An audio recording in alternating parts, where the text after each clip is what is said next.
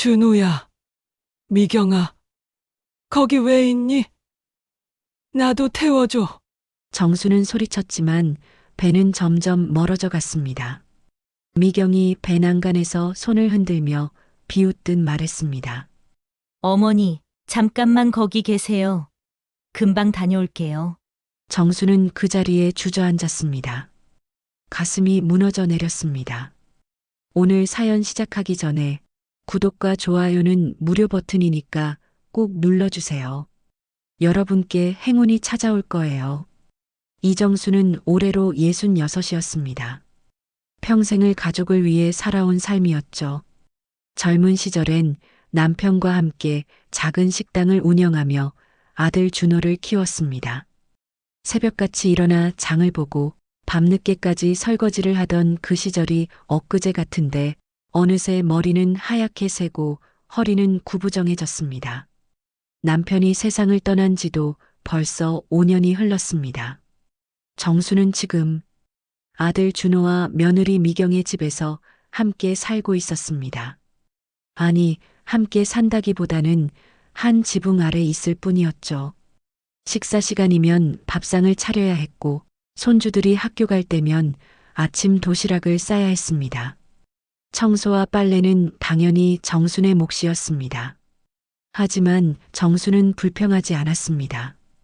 가족을 위해 무언가를 할 수 있다는 것만으로도 감사했으니까요.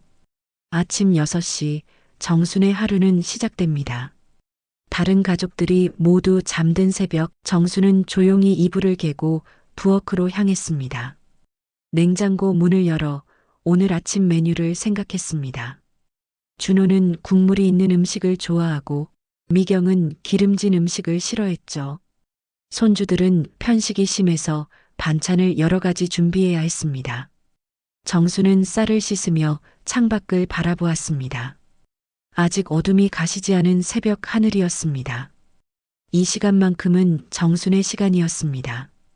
아무도 간섭하지 않고 아무도 타박하지 않는 고요한 시간이었죠. 정수는 쌀뜨물에 손을 담그며 작게 미소 지었습니다. 밥을 안 치고 국을 끓이는 동안 정수는 베란다로 나갔습니다. 화분 몇 개에 물을 주며 오늘도 상추와 깻잎이 잘 자라고 있는지 확인했습니다. 이 작은 텃밭은 정순의 유일한 위안이었습니다. 씨앗을 심고 물을 주며 정성을 쏟으면 식물들은 정직하게 자라주었습니다. 누구도 무시하지 않고 누구도 타박하지 않았죠. 잘 크고 있구나. 우리 상추야. 정수는 작게 속삭이며 잎사귀를 쓰다듬었습니다. 이 순간만큼은 정순도 누군가에게 필요한 존재라는 느낌이 들었습니다. 7시가 되자 집안이 소란스러워졌습니다. 손주들이 일어나 학교 갈 준비를 하고 준호와 미경도 하나둘 기지개를 켜며 나왔습니다. 정수는 이미 식탁에 아침 밥상을 차려놓았습니다.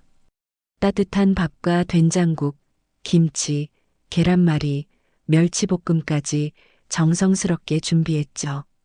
어머니, 오늘 저녁은 뭐 해주실 거예요? 며느리 미경의 목소리가 거실에서 들려왔습니다. 언제나처럼 부드럽고 상냥한 목소리였습니다. 정수는 부엌에서 고개를 내밀며 대답했습니다. 오늘은 생선구이하고 된장찌개 끓이려고 하는데 괜찮겠니? 아, 네. 좋아요.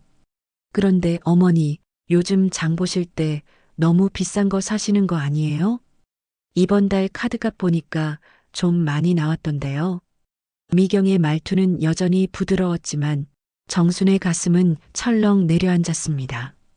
사실 정순은 장을 볼 때도 가격표를 꼼꼼히 확인하며 가장 저렴한 것들만 골랐습니다.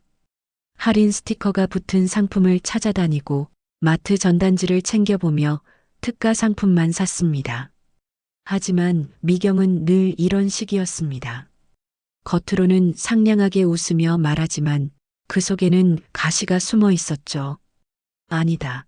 그냥 필요한 것만 샀어. 다음부턴 더 조심할게. 정수는 작게 고개를 숙이며 대답했습니다. 미경은 만족스러운 표정으로 고개를 끄덕이고는 거실 소파에 앉아 텔레비전을 켰습니다. 정수는 다시 부엌으로 돌아가 설거지를 시작했습니다. 찬물에 손이 시렸지만 온수를 틀면 또 가스비가 많이 나온다고 타박을 들을까봐 참았습니다. 저녁 식사 시간이 되었습니다. 정순이 정성스럽게 차린 밥상 앞에 온 가족이 모였습니다. 아들 준호는 피곤한 표정으로 숟가락을 들었고 미경은 스마트폰을 보며 건성으로 밥을 먹었습니다. 손주들은 게임기에만 정신이 팔려 있었죠. 정수는 가족들의 얼굴을 하나씩 바라보았습니다. 모두 무표정했습니다. 아무도 정순이 몇 시간을 들여 준비한 이 밥상에 감사하지 않았습니다. 엄마, 이거 간이 좀 센 것 같은데. 준호가 된장찌개를 한 숟가락 떠서 맛을 보더니 말했습니다. 정수는 황급히 사과했습니다. 미안하다, 아들아. 내가 실수했나 보구나. 물 좀 더 넣을까? 아니, 됐어요. 그냥 먹을게요. 준호는 짜증 섞인 목소리로 대답하며 다시 밥을 먹기 시작했습니다. 미경은 눈을 굴리며 한숨을 내쉬었습니다. 정수는 자신의 밥그릇을 바라보며 한숨을 삼켰습니다. 식욕이 없었지만 남기면 또 아깝다고 할까봐 억지로 숟가락을 입에 가져갔습니다. 식사 중간에 미경이 갑자기 말했습니다. 어머니, 저희 친구네 어머님은 연금도 받으시고 저축도 좀 있으시다던데 어머니는 그런 거 없으세요? 정순의 손이 멈췄습니다. 미경의 질문은 언제나 이런 식이었습니다. 직접적이지는 않지만 정순에게 돈이 없다는 사실을 상기시키는 말들이었죠. 나는 그런 거 없다. 아버지 돌아가시고 나서 남은 게 없어서. 아, 그렇구나. 그럼 어쩔 수 없죠. 저희가 계속 모셔야죠. 미경은 마치 큰 희생을 하는 것처럼 말했습니다. 정수는 아무 말도 할 수 없었습니다. 가슴이 답답했지만 참아야 했습니다. 이 집에서 살려면 참아야만 했으니까요. 식사가 끝난 후 정수는 설거지를 하며 창밖을 바라보았습니다. 작은 베란다 한켠에는 정순이 몰래 가꾸는 텃밭이 있었습니다. 화분 몇 개에 상추와 깻잎, 고추를 심어두었죠. 이것만이 정순의 유일한 낙이었습니다. 물을 주고 잎사귀를 쓰다듬을 때면 마음이 조금이나마 평온해졌습니다. 어머니, 또 그 화분들 만지고 계세요? 솔직히 베란다가 지저분해 보이는데 치우시면 안 돼요? 언제 다가왔는지 미경이 뒤에 서서 말했습니다. 정수는 화들짝 놀라 손을 멈췄습니다. 아, 미안하다. 그런데 이것들은 내가 먹으려고 키우는 건데. 알아요. 근데 집이 좁잖아요. 요즘 채소도 마트에서 싸게 파는데 굳이 키우실 필요 있어요? 그리고 솔직히 물 주시느라 베란다 바닥도 더러워지고요. 미경의 목소리는 여전히 부드러웠지만 정수는 가슴이 답답해졌습니다. 이 작은 화분들마저 빼앗기고 싶지 않았습니다. 하지만 며느리 앞에서 고집을 부릴 수도 없었죠. 알았어. 생각해 볼게. 정수는 고개를 숙이며 대답했습니다. 미경은 만족스러운 표정으로 돌아갔고 정수는 혼자 베란다에 남아 상추잎을 쓰다듬었습니다. 눈물이 핑 돌았지만 참았습니다. 울 수도 없었습니다. 이 집에서 자신은 그저 필요한 일을 하는 사람일 뿐 감정을 드러낼 자격이 없다고 느꼈으니까요. 밤이 깊어갔습니다. 정수는 작은 방에 홀로 누워 천장을 바라보았습니다. 남편이 살아있었다면 이렇게 외롭지는 않았을 텐데 하는 생각이 들었습니다. 남편은 늘 정순의 편이었습니다.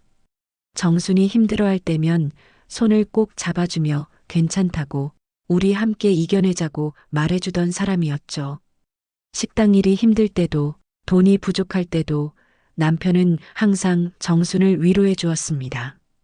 하지만 이제 정순에게는 아무도 없었습니다. 아들은 아내의 눈치만 보고 손주들은 할머니에게 관심이 없었습니다. 정수는 이 집에서 투명인간 같은 존재였습니다. 필요할 때만 불려나가고 필요 없을 때는 조용히 있어야 하는 사람이었죠. 정수는 서랍에서 낡은 사진 한 장을 꺼냈습니다. 남편과 함께 찍은 사진이었습니다. 젊었던 시절, 식당 앞에서 환하게 웃고 있는 두 사람의 모습이 담겨 있었죠. 정수는 사진 속 남편의 얼굴을 쓰다듬으며 작게 속삭였습니다. 여보, 난 잘하고 있는 걸까요? 우리 아들 잘 키운 걸까요? 대답은 없었습니다. 정수는 사진을 가슴에 안고 눈을 감았습니다. 내일도 오늘과 같은 하루가 이어지겠지만 그래도 살아야 했습니다. 아직은 포기할 수 없었습니다. 언젠가는 이 가족에게도 자신의 존재가 소중하게 느껴질 날이 올 거라는 희망을 버릴 수 없었으니까요. 며칠이 지났습니다. 정순의 일상은 여전히 똑같았습니다. 새벽에 일어나 밥을 짓고 청소를 하고 빨래를 널고 저녁을 준비했습니다. 하루하루가 반복되는 삶이었지만 정수는 묵묵히 해냈습니다. 그것이 자신의 역할이라고 생각했으니까요. 그런데 오늘은 뭔가 달랐습니다. 아침 식사를 마친 후 며느리 미경이 유난히 밝은 표정으로 다가왔습니다. 평소와는 다른 분위기였죠. 미경은 정순의 손을 잡으며 환하게 웃었습니다. 어머니, 좋은 소식 있어요. 정수는 놀라서 미경을 바라보았습니다. 미경이 이렇게 먼저 다가와 손을 잡은 적은 처음이었습니다. 정순의 가슴이 두근거렸습니다. 혹시 무슨 좋은 일이 생긴 걸까 하는 기대감이 들었죠. 무슨 일인데 그러니? 어머니, 이번 추석에 저희가 특별히 여행을 준비했어요. 어머니 모시고 바닷가 근처로 가려고요. 바람도 쐬시고 몸보신도 하셔야죠. 정수는 귀를 의심했습니다. 여행이라니요. 자신을 위한 여행이라니요. 지난 5년 동안 정수는 이 집 밖으로 나가본 적이 거의 없었습니다. 장을 보러 마트에 가는 것 외에는 집 안에만 있었죠. 그런데 지금 며느리가 여행을 가자고 말하고 있었습니다. 정말이니? 나를 데려간다고? 네, 어머니. 저희도 그동안 어머니께 잘 못해드린 것 같아서요. 이번 기회에 효도 좀 하려고요. 미경의 목소리는 꿀처럼 달콤했습니다. 정수는 눈시울이 뜨거워졌습니다. 생전 처음 받아보는 배려였습니다. 그동안 냉대받고 무시당했던 시간들이 주마등처럼 스쳐 지나갔습니다. 하지만 이 순간만큼은 정순도 사랑받는 가족이라는 느낌이 들었습니다. 고맙다, 미경아. 정말 고맙구나. 정수는 떨리는 목소리로 말했습니다. 미경은 환하게 웃으며 정순의 어깨를 토닥였습니다. 그 순간 정순의 가슴 속에 오랫동안 얼어붙어 있던 무언가가 녹아내리는 것 같았습니다. 준비물은 제가 다 챙길 테니까 어머니는 편하게 계세요. 이틀 정도 다녀올 거예요. 알았다. 내가 뭐 도와줄 것 없니? 아니에요, 어머니. 그냥 쉬세요. 이번엔 어머니가 주인공이에요. 미경의 말에 정수는 기쁨을 감추지 못했습니다. 그날 밤 정수는 잠을 이루지 못했습니다. 여행을 간다는 생각에 설렜습니다. 바다를 보고 맛있는 음식을 먹고 가족들과 함께 시간을 보낼 수 있다는 게 꿈만 같았죠. 다음 날 아침 정수는 일찍 일어나 짐을 쌌습니다. 가져갈 옷이 많지 않았지만 그래도 정성스럽게 준비했습니다. 거울 앞에 서서 머리도 빗고 오랜만에 립스틱도 발랐습니다. 오늘만큼은 조금이라도 단정하게 보이고 싶었습니다. 어머니, 준비 다 되셨어요? 준호가 현관에서 불렀습니다. 정수는 가방을 들고 나갔습니다. 준호와 미경, 그리고 손주들까지 모두 준비를 마친 상태였습니다. 정수는 가족들의 얼굴을 하나씩 바라보며 행복한 미소를 지었습니다. 차를 타고 출발했습니다. 창밖으로 스쳐 지나가는 풍경들이 신기했습니다. 정수는 창문에 얼굴을 바짝 붙이고 밖을 바라보았습니다. 미경은 뒷자리에서 스마트폰을 보고 있었고 준호는 운전에 집중하고 있었습니다. 정수는 가끔 손주들을 바라보며 흐뭇하게 웃었습니다. 몇 시간을 달려 항구에 도착했습니다. 배를 타고 섬으로 간다고 했습니다. 정수는 생전 처음 배를 타본다는 사실에 가슴이 두근거렸습니다. 바다 냄새가 코끝을 스쳤습니다. 짭조름하면서도 상쾌한 냄새였죠. 어머니, 이리 오세요. 배 타야 해요. 미경이 정순의 팔을 잡고 배로 안내했습니다. 정수는 조심스럽게 배에 올라탔습니다. 배가 흔들릴 때마다 정수는 난간을 꽉 붙잡았습니다. 무서우면서도 설렜습니다. 배는 파도를 가르며 나아갔습니다. 정수는 갑판에 서서 바다를 바라보았습니다. 끝없이 펼쳐진 푸른 바다가 눈앞에 있었습니다. 하늘과 바다가 맞닿은 수평선이 아름다웠습니다. 정수는 이 순간을 평생 잊지 못할 것 같았습니다. 바람이 정순의 머리칼을 흩날렸습니다. 오랜만에 느끼는 자유로움이었습니다. 1시간쯤 지나자 멀리 섬이 보이기 시작했습니다. 작은 섬이었습니다. 집들이 듬성듬성 보였고 사람들도 많지 않았습니다. 고요하고 평화로운 분위기였죠. 정수는 저런 조용한 곳에서 가족들과 함께 시간을 보낼 수 있다는 게 설렜습니다. 배가 섬에 도착했습니다. 정수는 준호와 미경을 따라 내렸습니다. 손주들도 신나서 뛰어다녔습니다. 정수는 주위를 둘러보았습니다. 공기가 맑았습니다. 새소리와 파도 소리만 들렸습니다. 어머니, 여기서 잠깐만 계세요. 저희가 숙소 위치 확인하고 올게요. 짐이 좀 많아서 먼저 날라놔야 해요. 미경이 말했습니다. 정수는 고개를 끄덕였습니다. 그래, 천천히 다녀오렴. 나는 여기 앉아서 바다 구경이나 할게.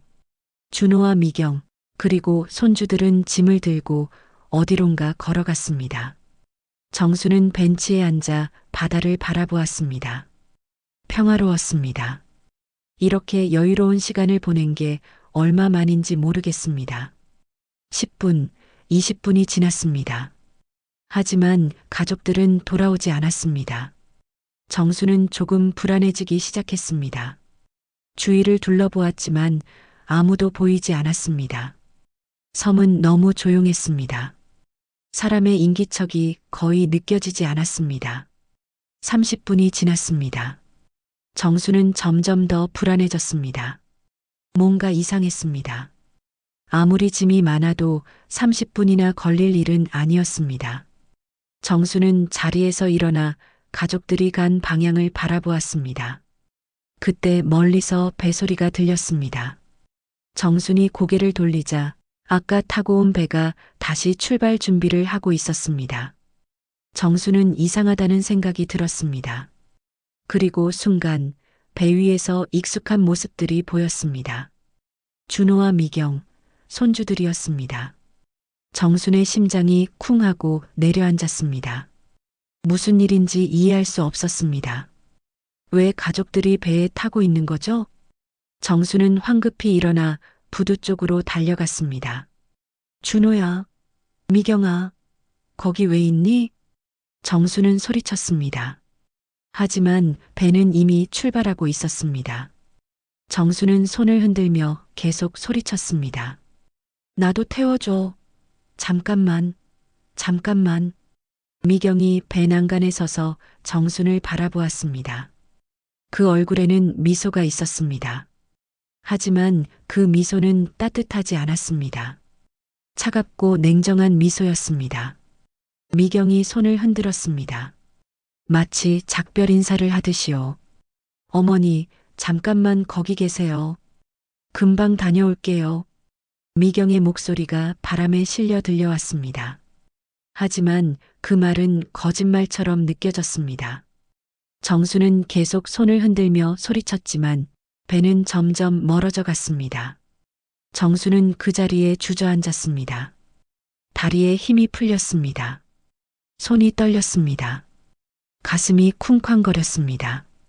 대체 무슨 일이 벌어지고 있는 건지 이해할 수 없었습니다. 이게 꿈인가 현실인가 싶었습니다. 배는 완전히 사라졌습니다. 수평선 너머로 작은 점이 되어 사라졌습니다. 정수는 멍하니 바다를 바라보았습니다. 파도 소리만 들렸습니다. 바람이 차갑게 느껴졌습니다. 정수는 천천히 일어났습니다. 주위를 둘러보았습니다. 섬은 너무 조용했습니다. 사람이 보이지 않았습니다.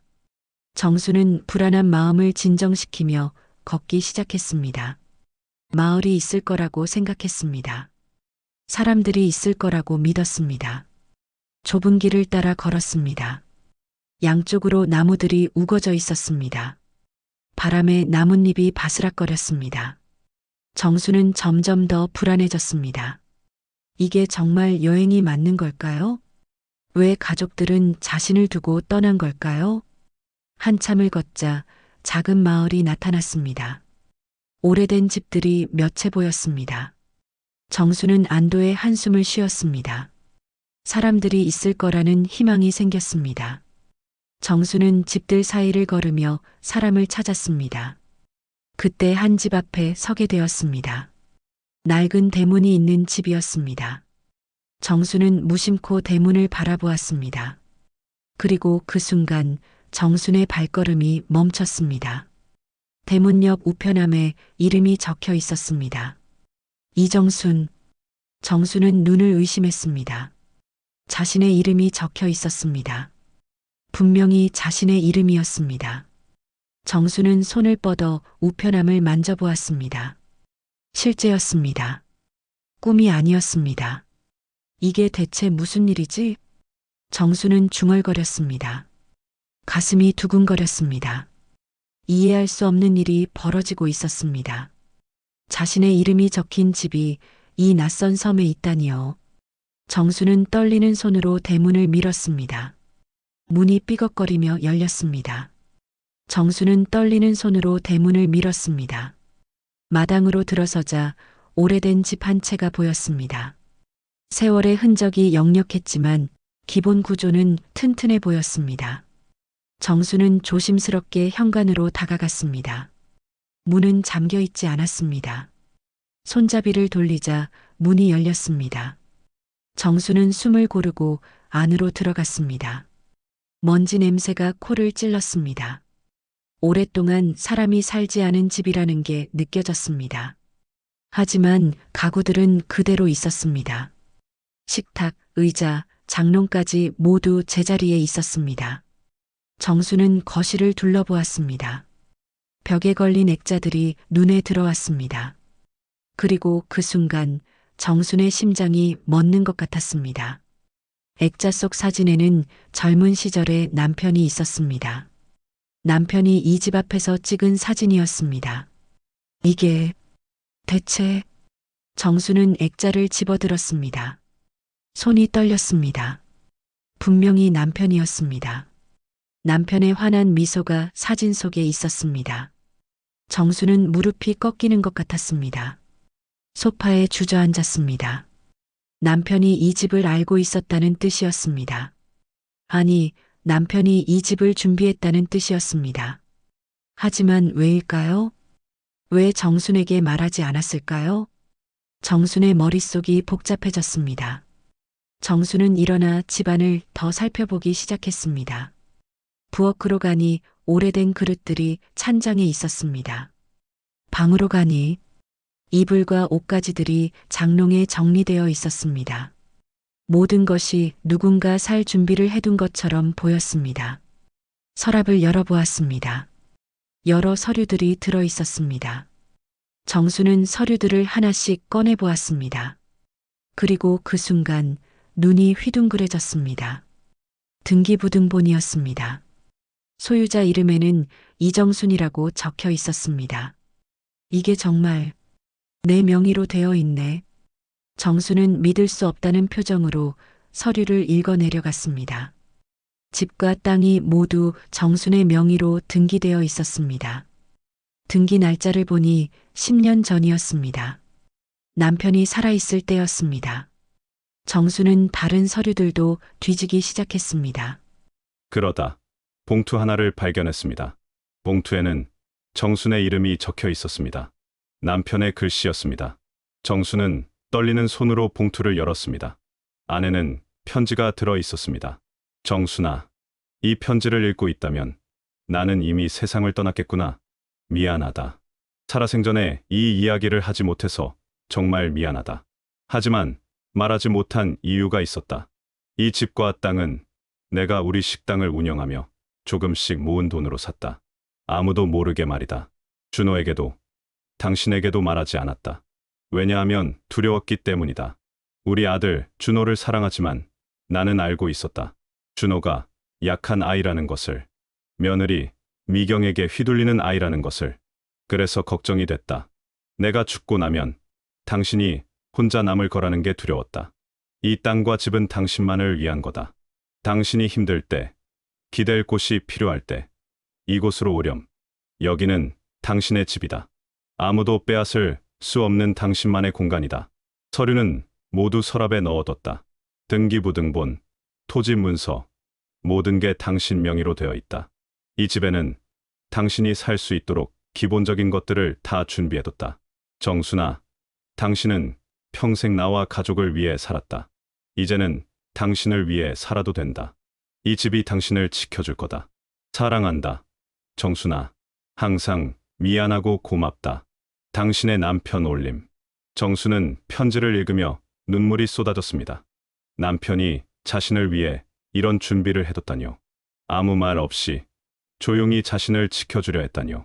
정수는 편지를 가슴에 안고 소리내어 울었습니다.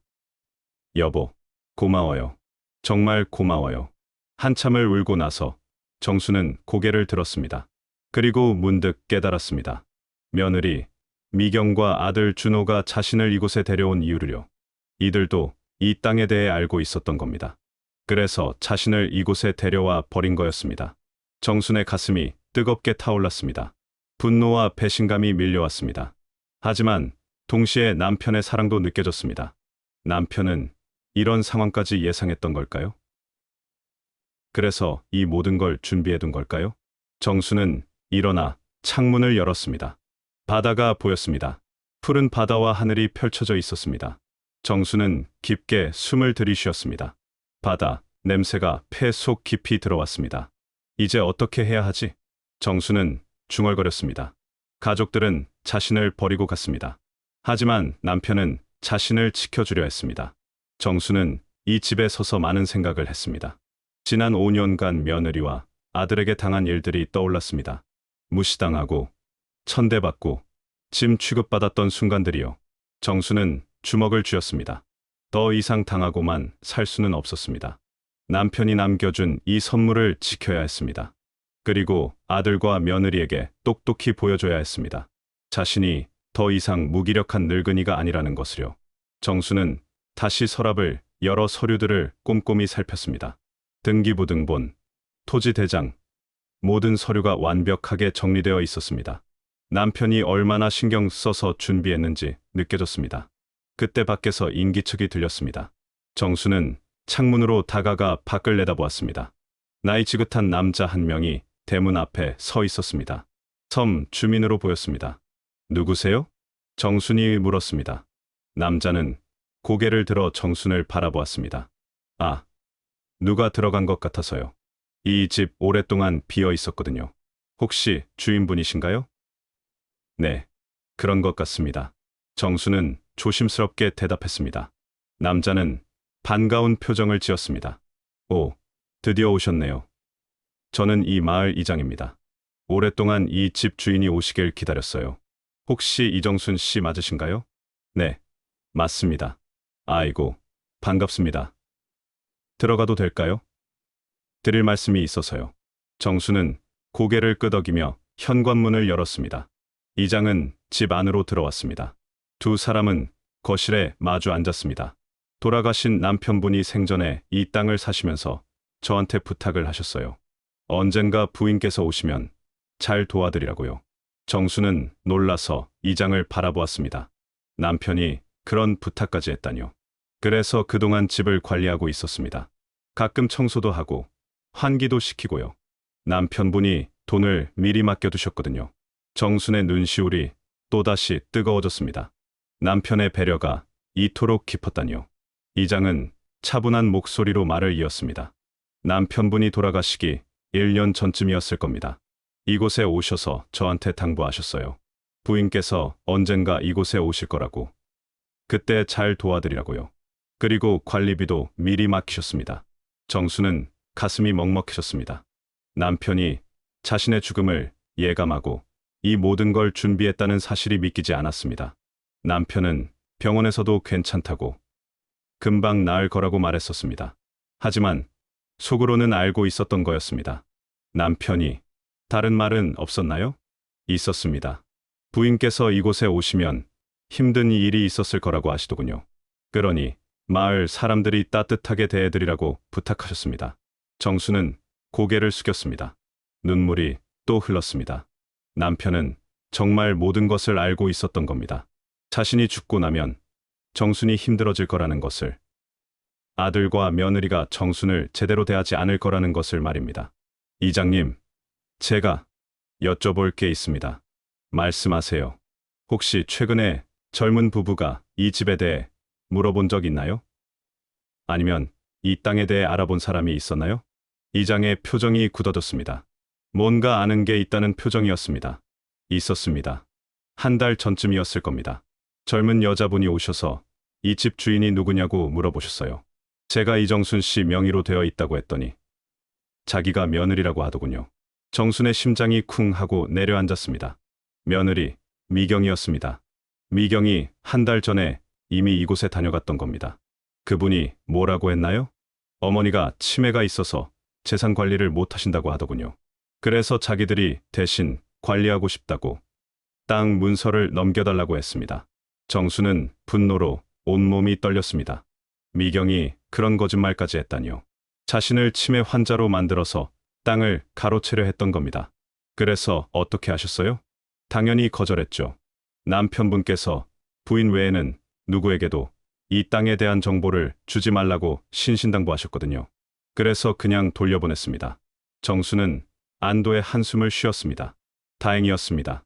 이장이 남편의 말을 지켜준 덕분에 땅을 지킬 수 있었던 겁니다. 그 후로 또 왔나요? 아니요. 한 번 오고는 오지 않았습니다. 아마 포기한 것 같았어요. 그런데 오늘 부인께서 오셨다는 건, 이장은 정순을 걱정스러운 눈빛으로 바라보았습니다. 정순은 깊게 한숨을 쉬었습니다. 며느리와 아들이 저를 이곳에 데려와서 버리고 갔습니다. 여행을 간다고 속이고는 배를 타고 떠나버렸어요. 이장의 얼굴이 굳어졌습니다. 분노가 서린 표정이었습니다. 어머니를 버리다니, 그럴 수가 있습니까? 땅을 차지하려고 그런 것 같습니다.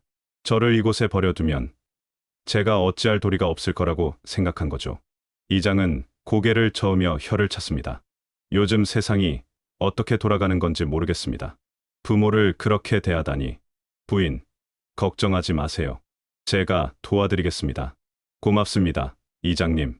이장은 잠시 생각하더니 말했습니다. 우선 법무사를 만나보시는 게 좋겠습니다. 섬에는 없지만 본토에 아는 분이 있습니다. 제가 연락해서 모셔올 수 있습니다. 땅 문서를 확실히 보호해야 합니다. 그렇게 해주시면 감사하겠습니다. 그리고 당분간 여기 계실 건가요? 정수는 고개를 끄덕였습니다. 네. 갈 곳도 없고 이곳이 이제 제 집이니까요. 그럼 제가 생필품 좀 가져다 드리겠습니다. 집에 오랫동안 사람이 안 살았으니 필요한 게 많으실 겁니다. 이장은 일어서며 말했습니다. 정순도 따라 일어났습니다. 정말 고맙습니다. 이장님 덕분에 힘이 납니다. 아닙니다. 남편분께 약속한 일입니다. 제가 마땅히 해야 할 일이에요. 이장이 나간 후 정수는 혼자 집 안을 정리하기 시작했습니다. 먼지를 털고 창문을 열어 환기를 시켰습니다. 오랫동안 닫혀있던 집에 생기가 돌기 시작했습니다. 저녁이 되었습니다. 이장이 약속대로 쌀과 반찬, 생필품을 가져다 주었습니다. 정수는 감사하다는 인사를 거듭했습니다. 이장이 돌아간 후 정수는 간단히 저녁을 먹었습니다. 오랜만에 혼자 먹는 밥이었지만 마음은 편안했습니다. 밤이 깊어갔습니다. 정수는 방에 누워 천장을 바라보았습니다. 오늘 하루가 꿈만 같았습니다. 아침에는 행복한 여행을 기대했지만 저녁에는 버림받은 사람이 되어 있었습니다. 하지만 동시에 남편의 사랑을 다시 한번 확인했습니다. 정수는 남편의 편지를 다시 꺼내 읽었습니다. 편지를 읽으며 남편의 목소리가 들리는 것 같았습니다. 따뜻하고 다정했던 남편의 목소리가요. 여보, 나 잘할 수 있을까요? 이제 혼자 힘으로 이 땅을 지킬 수 있을까요? 정수는 작게 속삭였습니다. 대답은 없었지만 정수는 알고 있었습니다. 남편이 자신을 믿었다는 것을요. 그래서 이 모든 걸 준비해둔 거라는 것을요. 정수는 주먹을 쥐었습니다. 더 이상 약한 모습을 보이지 않기로 다짐했습니다. 며느리와 아들에게 당하기만 하던 그 시절은 끝났습니다. 이제는 싸워야 했습니다. 남편이 남겨준 이 소중한 선물을 지켜내야 했습니다. 다음 날 아침 정수는 일찍 일어났습니다. 창문을 열자 신선한 바다 공기가 들어왔습니다. 새들이 지저귀고 있었습니다. 정수는 깊게 숨을 들이쉬었습니다. 마음이 한결 가벼워진 것 같았습니다. 그때 현관문을 두드리는 소리가 들렸습니다. 정순이 문을 열자 이장이 서 있었습니다. 그리고 그 옆에는 정장을 입은 중년 남자가 있었습니다. 부인, 법무사님을 모시고 왔습니다. 김 변호사님이십니다. 안녕하세요, 이정순 씨. 이장님께 이야기를 들었습니다. 제가 도와드리겠습니다. 정수는 두 사람을 집 안으로 맞이했습니다. 드디어 본격적으로 싸움을 시작할 때가 온 것입니다. 정수는 각오를 다졌습니다. 이번만큼은 물러서지 않을 것입니다. 남편의 사랑을 그리고 자신의 권리를 반드시 지켜낼 것입니다. 김 변호사는 정순과 마주 앉아 차분하게 말했습니다. 우선 서류부터 확인해 보겠습니다. 이장님께 대략적인 이야기는 들었는데 제가 직접 확인해야 정확한 조언을 드릴 수 있습니다. 정수는 서랍에서 서류들을 꺼내 변호사에게 건넸습니다. 등기부등본, 토지대장, 남편이 남긴 문서들까지 모두 내놓았습니다. 김 변호사는 서류들을 하나씩 꼼꼼히 살펴보았습니다. 한참을 들여다보던 변호사가 고개를 끄덕였습니다. 완벽합니다. 남편분이 정말 철저하게 준비하셨네요. 이 땅과 집은 전부 이정순 씨 명의로 되어 있고 등기도 완료되어 있습니다. 법적으로 아무 문제가 없습니다. 정수는 안도의 한숨을 쉬었습니다. 적어도 법적으로는 자신의 것이 확실하다는 말이었습니다. 그런데 문제는 며느리와 아들이 이 땅을 노리고 있다는 점입니다. 혹시 그쪽에서 어떤 식으로든 압박을 가할 가능성이 있습니다. 정수는 고개를 끄덕였습니다. 이미 예상했던 일이었습니다. 변호사님, 제가 어떻게 해야 할까요? 일단 연락이 올 겁니다. 며느리나 아들 쪽에서 전화를 하거나 찾아올 가능성이 높습니다. 그때 절대 감정적으로 대응하시면 안 됩니다. 모든 대화는 증거로 남겨두는 게 좋습니다. 증거요? 네, 통화 내용을 녹음하시고 문자 메시지도 모두 보관하세요. 나중에 법적 분쟁이 생기면 그게 중요한 증거가 됩니다. 정수는 진지하게 듣고 있었습니다. 변호사는 계속 설명했습니다. 그리고 혹시 그쪽에서 이정순 씨가 판단 능력이 없다거나 치매가 있다는 식으로 주장할 수도 있습니다. 실제로 이장님께 들으니 이미 그런 말을 했다고 하더군요. 정수는 분노가 치밀어 올랐지만 참았습니다. 그럼 어떻게 해야 하나요? 병원에서 정신감정을 받으시는 게 좋습니다. 판단 능력이 정상이라는 의료 기록을 남겨두면 그쪽의 주장을 무력화할 수 있습니다. 알겠습니다. 그렇게 하겠습니다. 김 변호사는 명함을 꺼내 정순에게 건넸습니다. 언제든지 연락하세요. 제가 최선을 다해 도와드리겠습니다. 그리고 혹시 협박이나 위협을 받으면 즉시 경찰에 신고하셔야 합니다. 고맙습니다, 변호사님. 변호사와 이장이 떠난 후 정수는 혼자 남았습니다. 마음을 가다듬고 앞으로의 일들을 생각했습니다. 곧 아들과 며느리에게서 연락이 올 것입니다. 그때를 대비해야 했습니다. 오후가 되었습니다. 정수는 집 주변을 산책하며 마을을 둘러보았습니다. 작은 마을이었지만 평화로웠습니다. 사람들은 서로 인사하며 지나갔고 정순에게도 따뜻하게 대해주었습니다. 이장이 마을 사람들에게 정순에 대해 이야기했나 봅니다. 새로 오신 분이시죠? 어서 오세요. 저는 슈퍼를 운영하는 박순이라고 합니다. 한 아주머니가 다가와 인사했습니다. 정수는 어색하게 웃으며 인사를 받았습니다. 안녕하세요. 이정순입니다. 혼자 사시기 힘드시면 언제든 오세요. 필요한 거 있으면 도와드릴게요. 고맙습니다. 정수는 마을 사람들의 따뜻함에 마음이 따뜻해졌습니다. 아들네 집에서는 느껴본 적 없는 온기였습니다. 여기서는 자신을 짐으로 보지 않았습니다. 그저 이웃으로 받아들여 주었습니다. 저녁 무렵 정순이 집으로 돌아왔을 때였습니다. 주머니 속 휴대전화가 울렸습니다. 화면을 보니 며느리 미경의 이름이 떠 있었습니다. 정순의 심장이 빠르게 뛰었습니다. 드디어 왔구나 하는 생각이 들었습니다. 정순은 김 변호사의 말을 떠올렸습니다. 녹음을 해야 한다고 했습니다. 정수는 서둘러 통화 녹음 기능을 켜고 전화를 받았습니다. 여보세요. 어머니 괜찮으세요? 저희 너무 걱정했어요. 미경의 목소리는 여전히 달콤했습니다. 하지만 정수는 더 이상 속지 않았습니다. 그 달콤함 뒤에 숨은 독을 알고 있었으니까요. 걱정은 무슨 걱정이니? 너희가 나를 버리고 간 거 아니었어? 정수는 차분하게 말했습니다. 전화 너머로 잠시 침묵이 흘렀습니다. 아, 어머니. 오해하신 것 같은데 저희가 급한 일이 생겨서 잠깐 본토로 다녀온 거예요. 금방 모시러 갈 거니까 거기서 기다리세요. 필요 없어. 나는 여기서 살 거야. 네.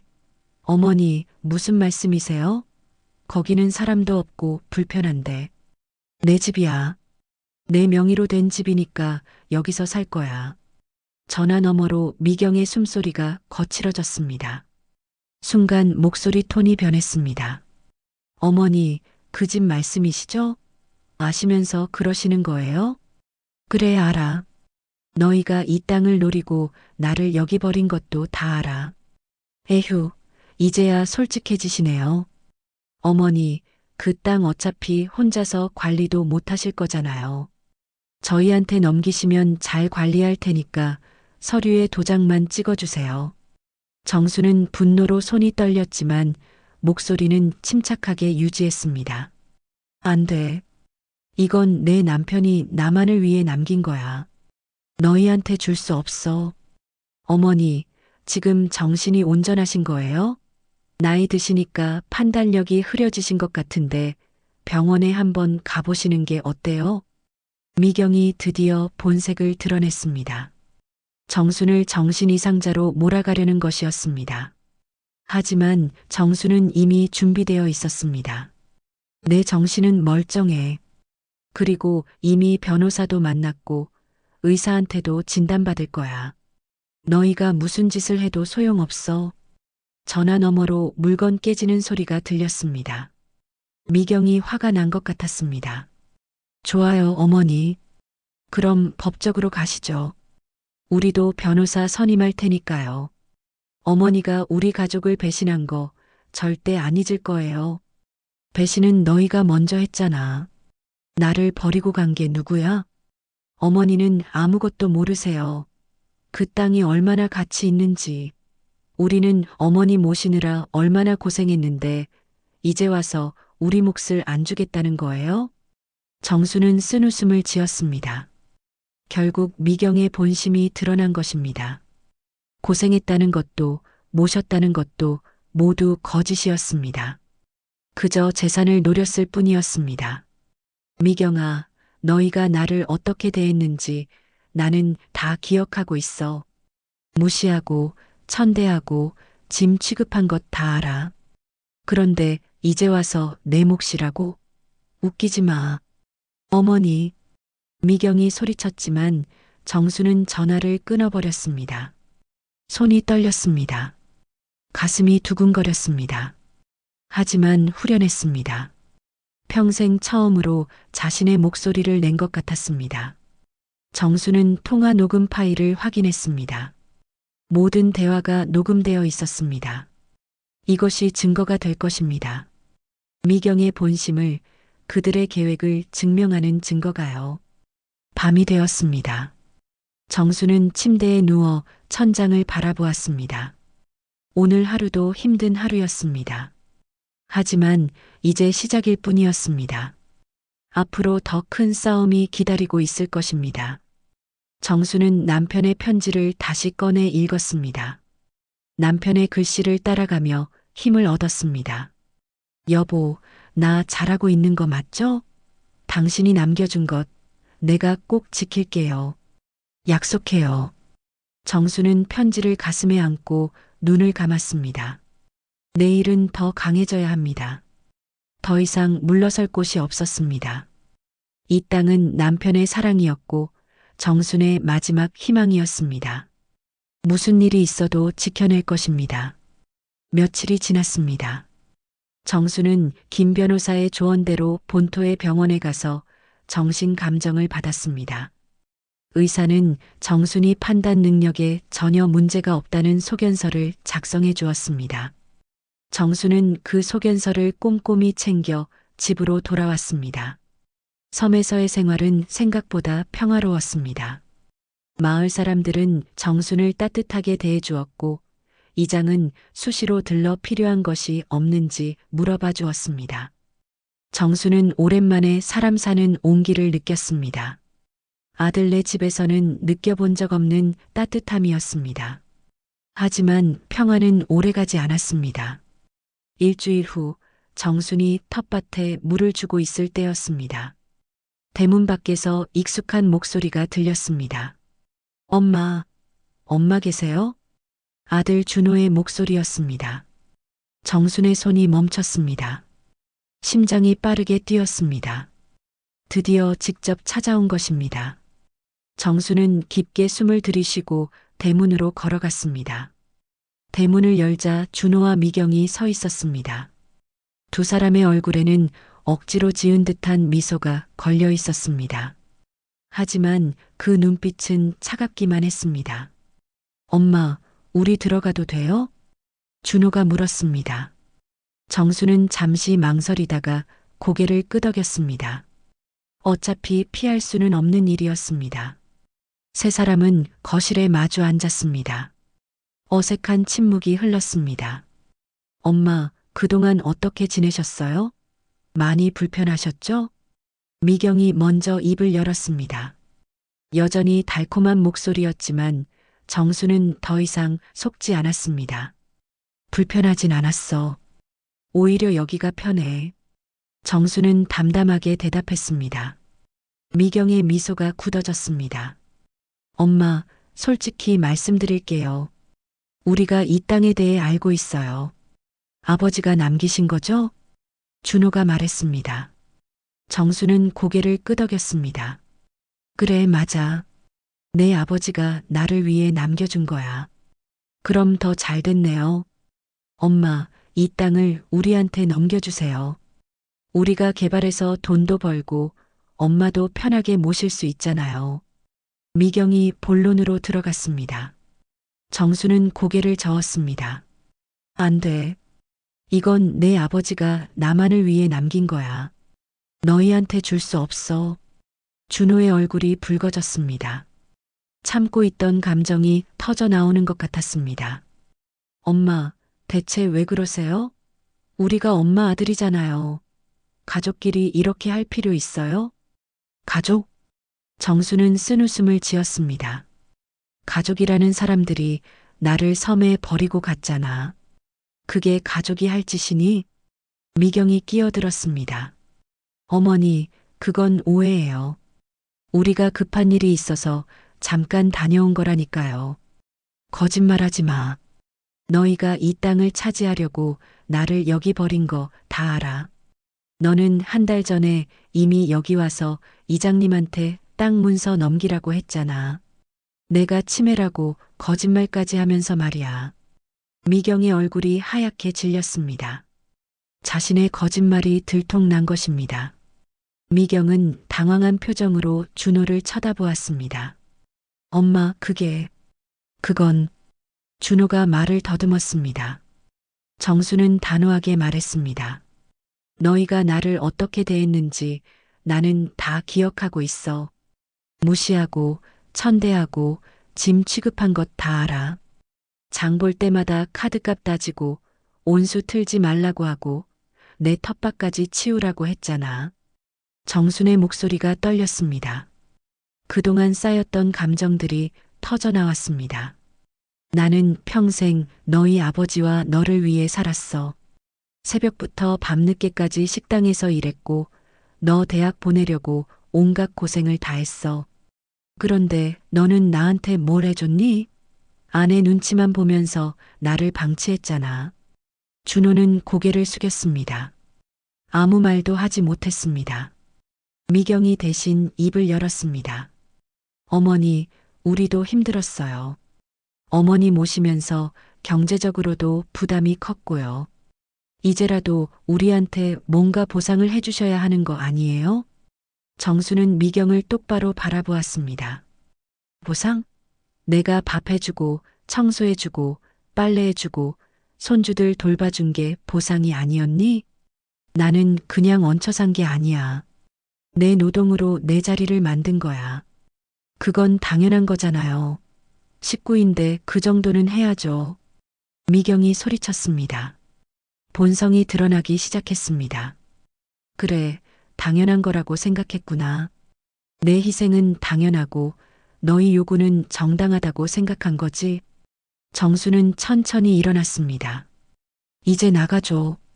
더 이상 할 말 없어. 준호가 벌떡 일어났습니다.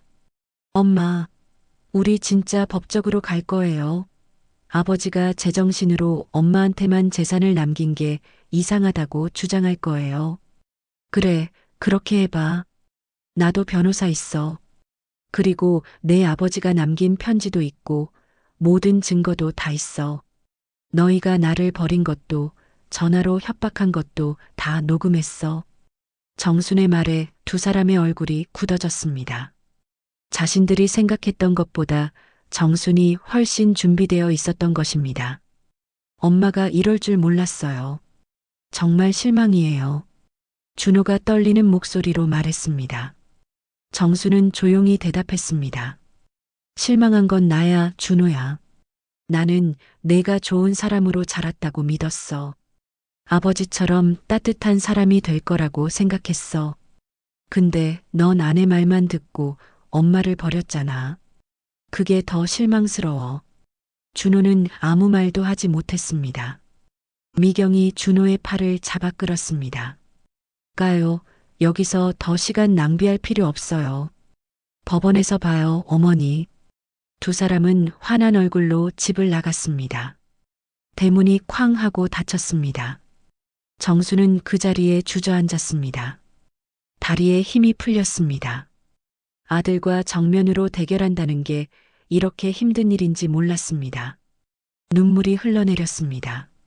아들을 잃는다는 두려움이 밀려왔습니다.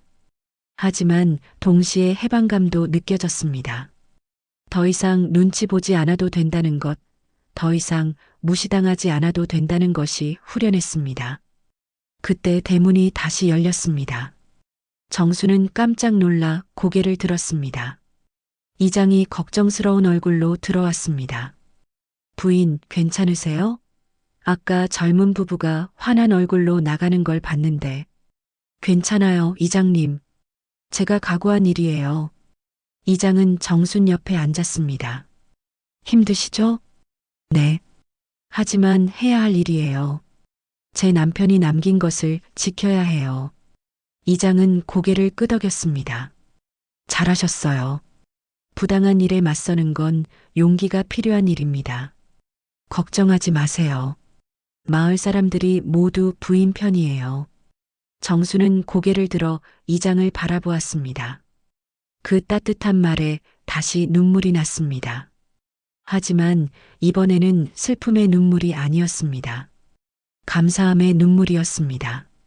고맙습니다, 이장님. 정말 고마워요. 밤이 되었습니다. 정수는 혼자 집에 앉아 창밖을 바라보았습니다. 별이 쏟아질 듯 많았습니다. 도시에서는 볼 수 없었던 별들이었습니다. 정수는 별들을 바라보며 남편을 떠올렸습니다. 여보, 오늘 우리 아들을 만났어요. 싸웠어요. 가슴이 아팠지만 물러서지 않았어요. 당신이 남긴 것 끝까지 지킬게요. 바람이 창문을 스치고 지나갔습니다. 마치 남편이 대답하는 것 같았습니다. 정수는 작게 미소 지었습니다. 싸움은 이제 시작이지만 정수는 더 이상 두렵지 않았습니다. 한 달이 지났습니다. 준호와 미경은 약속대로 법적 조치를 취했습니다. 정순에게 법원 출석 통지서가 날아왔습니다. 며느리와 아들은 정순이 재산을 독차지하려 한다며 소송을 제기한 것입니다.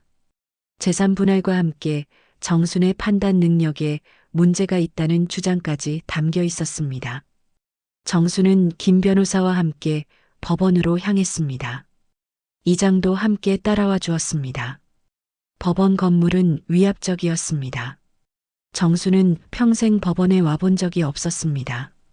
다리가 떨렸지만 정수는 고개를 들고 안으로 들어갔습니다. 법정에는 이미 준호와 미경, 그리고 그들의 변호사가 앉아 있었습니다. 준호는 정순과 눈이 마주치자 고개를 돌렸습니다. 미경은 차갑게 정순을 노려보았습니다.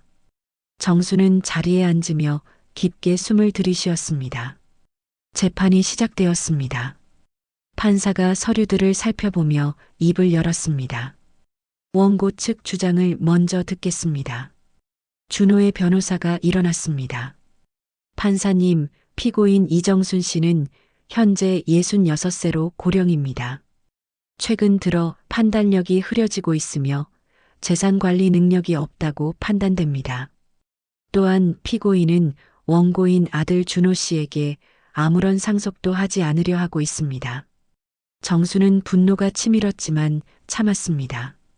김 변호사가 손으로 진정하라는 신호를 보냈습니다.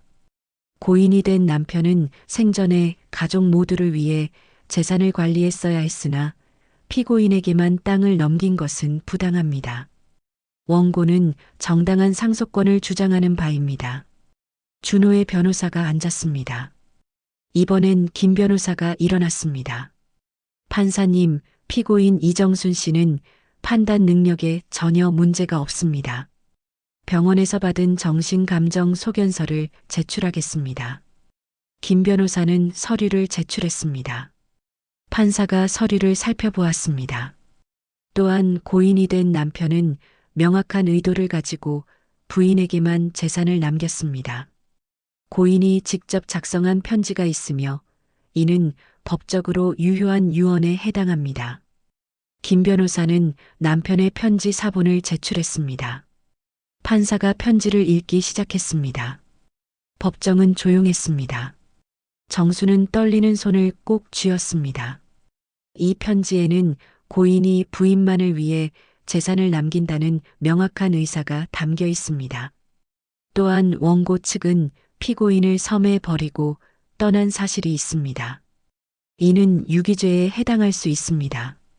준호의 얼굴이 창백해졌습니다. 미경은 입술을 깨물었습니다. 또한 원고 측이 피고인에게 협박성 발언을 한 통화 녹음도 있습니다. 이를 제출하겠습니다. 김 변호사는 녹음 파일을 재생했습니다. 법정에 미경의 목소리가 울려 퍼졌습니다. 땅을 넘기라는 요구, 정순을 정신 이상자로 몰아가려는 말들이 생생하게 들렸습니다. 미경의 얼굴이 새빨개졌습니다. 판사는 심각한 표정으로 서류들을 살펴보았습니다. 한참을 고민하던 판사가 입을 열었습니다. 증거를 살펴본 결과 피고인 이정순 씨는 판단 능력에 문제가 없으며 고인의 명확한 의사에 따라 재산을 상속받았습니다. 원고 측의 주장은 받아들일 수 없습니다. 정수는 가슴이 철렁 내려앉는 듯 했습니다. 안도의 한숨이 나왔습니다. 또한 원고 측이 피고인을 유기하고 협박한 정황이 명확합니다. 이는 법적으로 문제가 될 수 있는 행위입니다. 따라서 원고의 소송을 기각하며 토지 소유권은 전적으로 이정순 씨에게 있음을 확인합니다. 판사의 망치 소리가 울렸습니다. 재판이 끝났습니다. 정순은 그 자리에 주저앉을 뻔했습니다. 김 변호사가 정순의 팔을 잡아주었습니다. 이겼습니다. 부인이 이기셨어요. 정순의 눈에서 눈물이 쏟아졌습니다. 기쁨의 눈물이었습니다. 싸움이 끝난 것입니다. 남편이 남긴 땅을 지켜낸 것입니다. 법정 반대편에서는 준호가 무릎을 꿇고 울고 있었습니다. 미경은 환한 얼굴로 준호를 끌어내렸습니다. 정수는 우는 아들을 바라보았습니다. 가슴이 아팠습니다. 하지만 이것이 옳은 일이라는 것을 알았습니다. 준호가 정순에게 다가왔습니다. 눈물 범벅이 된 얼굴이었습니다. 엄마 미안해요. 제가 잘못했어요. 정수는 아들을 바라보았습니다. 한때는 그렇게 사랑했던 아들이었습니다. 하지만 이제는 낯선 사람처럼 느껴졌습니다. 준호야, 나는 내가 좋은 사람으로 자라길 바랐어. 내 아버지처럼 따뜻한 사람이 되길 원했어. 하지만 넌 엄마를 버렸어. 그리고 내 아버지가 남긴 것마저 빼앗으려 했어. 엄마, 다 제 잘못이에요. 제가 정신이 없었어요. 다시 기회를 주세요. 정수는 고개를 저었습니다. 준호야, 부모는 자식을 지켜주지. 하지만 자식이 부모를 버릴 때 모든 건 끝나는 거야. 이제 우리는 여기까지야. 정수는 돌아서서 법정을 나갔습니다. 뒤에서 준호가 우는 소리가 들렸지만 정수는 돌아보지 않았습니다. 마음이 아팠지만 이것이 옳은 선택이라는 것을 알았습니다. 법원을 나서자 이장이 기다리고 있었습니다. 부인, 축하드립니다. 고맙습니다, 이장님. 이장님 덕분이에요. 아닙니다. 부인이 용기를 내셨기 때문입니다. 정수는 하늘을 올려다보았습니다. 푸른 하늘이 눈부셨습니다. 구름 한 점 없는 맑은 하늘이었습니다. 정수는 남편이 저 하늘 어딘가에서 자신을 지켜보고 있을 거라고 믿었습니다. 여보, 나 해냈어요. 당신이 남긴 것, 내가 지켜냈어요. 정수는 작게 속삭였습니다. 바람이 불어왔습니다. 따뜻한 바람이었습니다. 마치 남편이 안아주는 것처럼 느껴졌습니다. 정수는 눈을 감고 그 바람을 느꼈습니다. 이제 새로운 시작이었습니다. 싸움은 끝났습니다. 이제는 진짜 자신의 삶을 살 차례였습니다. 1년이 지났습니다. 정순의 삶은 완전히 달라져 있었습니다. 남편이 남긴 땅 일부를 개발해서 작은 펜션을 열었습니다. 바다가 보이는 깔끔한 객실 5개가 있는 아담한 펜션이었습니다. 이장과 마을 사람들이 도와주어 공사를 마칠 수 있었습니다. 펜션 이름은 정순이 직접 지었습니다. 희망의 집. 자신에게 희망을 준 이곳을 다른 사람들에게도 희망의 장소로 만들고 싶었습니다. 펜션 옆에는 작은 텃밭도 만들었습니다. 상추, 깻잎, 토마토, 고추까지 온갖 채소를 심었습니다. 정순 씨, 오늘도 손님 예약이 들어왔어요. 펜션 일을 도와주는 마을 아주머니 순이가 밝게 말했습니다. 정수는 미소를 지으며 예약 현황을 확인했습니다. 주말은 이미 다 찼고 평일에도 손님들이 꾸준히 찾아왔습니다. 고마워요, 순희 씨. 오늘 저녁은 내가 텃밭에서 딴 채소로 비빔밥 해드릴게요. 아이고, 정순 씨 손맛은 정말 최고예요. 손님들이 다들 음식 맛있다고 난리예요. 정수는 부엌으로 가서 저녁 준비를 시작했습니다. 싱싱한 채소를 씻고 된장찌개를 끓이고 생선을 구웠습니다. 일하는 내내 정순의 얼굴에는 미소가 떠나지 않았습니다. 이제는 누가 시켜서 하는 일이 아니었습니다. 자신이 원해서 하는 일이었습니다. 저녁 시간이 되자 손님들이 식당으로 모여들었습니다. 젊은 부부, 혼자 여행 온 중년 여성, 친구들과 함께 온 대학생들까지 다양한 손님들이었습니다. 정수는 정성스럽게 차린 밥상을 내놓았습니다. 와, 정말 맛있어 보여요. 여기 음식이 정말 맛있다고 소문 들었는데 진짜네요. 손님들의 칭찬에 정수는 수줍게 웃었습니다. 누군가 자신의 노력을 알아주고 감사해야 한다는 것이 이렇게 기쁜 일인지 몰랐습니다. 아들네 집에서는 한 번도 느껴보지 못한 감정이었습니다. 식사가 끝난 후 정수는 펜션 앞 벤치에 앉아 바다를 바라보았습니다. 해가 지고 있었습니다. 하늘이 주황빛으로 물들었습니다. 파도 소리가 마음을 편안하게 해주었습니다. 할머니, 여기 앉아도 돼요? 젊은 여성 손님이 다가왔습니다. 정수는 고개를 끄덕이며 자리를 내주었습니다. 두 사람은 함께 노을을 바라보았습니다. 할머니, 여기 펜션 정말 좋아요. 음식도 맛있고 무엇보다 할머니가 너무 따뜻하세요. 고마워요. 손님들이 편하게 쉬었다 가면 그걸로 충분해요. 할머니, 혹시 여쭤봐도 될까요? 어떻게 이렇게 평화로워 보이세요? 저는 요즘 너무 힘들거든요. 직장에서도 가족 관계에서도. 정수는 젊은 여성을 바라보았습니다. 자신의 예전 모습이 보이는 것 같았습니다. 나도 힘든 시간이 있었어요. 아주 오래 힘든 시간을 보냈죠. 하지만 어느 순간 깨달았어요. 내 인생은 내가 살아야 한다는 걸요. 그게 쉽지 않잖아요. 그렇죠. 쉽지 않아요. 나도 큰 용기가 필요했어요. 하지만 그 용기를 냈을 때 비로소 진짜 내 삶이 시작됐어요. 젊은 여성은 정순의 말을 곱씹으며 고개를 끄덕였습니다. 할머니 말씀 듣고 힘이 나요. 저도 용기 내볼게요. 그래요. 당신도 할 수 있어요. 나도 66에 시작했는걸요. 두 사람은 함께 노을을 바라보았습니다. 정수는 이런 순간들이 참 소중하다는 것을 알았습니다.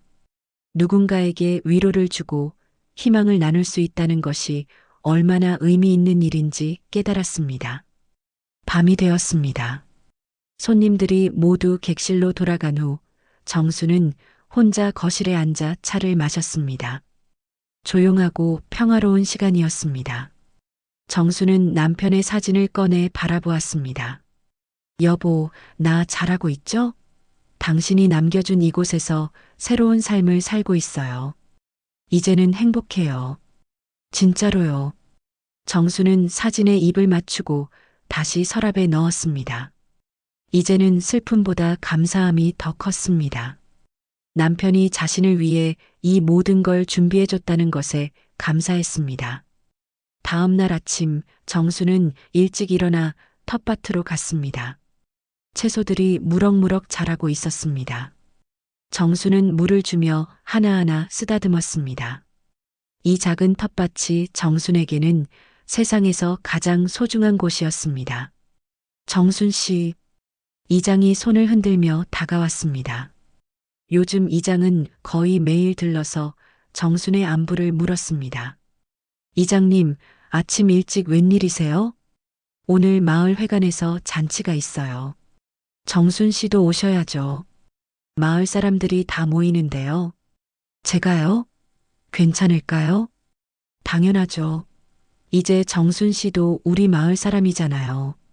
정수는 마음이 따뜻해졌습니다. 마을 사람이라는 말이 이렇게 기쁜 줄 몰랐습니다. 아들네 집에서는 한 번도 가족으로 인정받지 못했는데 이곳에서는 마을 사람으로 받아들여졌습니다. 오후에 마을 회관에 갔습니다. 마을 사람들이 모두 모여 음식을 나누고 이야기를 나누었습니다. 정순도 자신이 만든 음식을 가져갔습니다. 사람들은 정순의 음식을 맛있게 먹으며 칭찬했습니다. 정순 씨 덕분에 우리 마을이 활기를 찾았어요. 펜션도 잘 되고 손님들도 많이 오고 정말 좋아요. 마을 사람들의 말에 정순은 행복했습니다. 자신이 누군가에게 도움이 되고 있다는 것, 필요한 존재라는 것이 너무 기뻤습니다. 해가 저물었습니다. 정수는 집으로 돌아와 펜션 앞 벤치에 앉았습니다. 바다를 바라보며 깊게 숨을 들이쉬었습니다. 파도 소리가 들렸습니다. 바람이 불었습니다. 정수는 이 순간이 얼마나 소중한지 알았습니다. 버려진 줄 알았던 이 섬에서 오히려 새로운 삶을 찾았습니다. 잃어버린 줄 알았던 자신을 되찾았습니다. 이 섬에서 버려졌지만 결국 이곳에서 다시 태어났구나. 정수는 작게 속삭였습니다. 그리고 미소 지었습니다. 이제 정수는 더 이상 누군가의 짐이 아니었습니다. 자신의 삶을 살아가는 당당한 사람이었습니다. 그것만으로 충분했습니다. 별들이 하나둘 떠오르기 시작했습니다. 정수는 별을 바라보며 내일을 기대했습니다. 새로운 하루가, 새로운 손님들이, 새로운 이야기들이 기다리고 있었습니다. 정순의 인생은 이제 시작이었습니다. 오늘의 이야기가 울림이 되었다면 주변 분들과 함께 나눠주세요. 당신의 이야기가 누군가의 인생에 닿을지도 모릅니다. 구독과 좋아요, 댓글로 함께 해주시면 앞으로 더 좋은 이야기로 찾아뵙겠습니다.